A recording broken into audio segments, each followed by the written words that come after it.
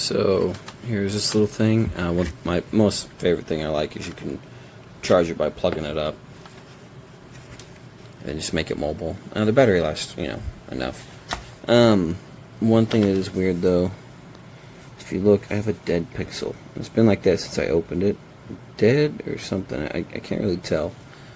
But it doesn't really stop the functionality as far as I know. I haven't actually put it close to a fire yet to see if I can get it to go off, but all these readings seem to be correct. You can make it darker, and you can mute it, but I don't know why you would mute an alarm, but whatever. But I usually just keep this plugged up in the kitchen. I have a fire alarm in the kitchen, and just use this one sometimes. I have no idea why I did that. Oh. Because I did that. I have no idea why I did that.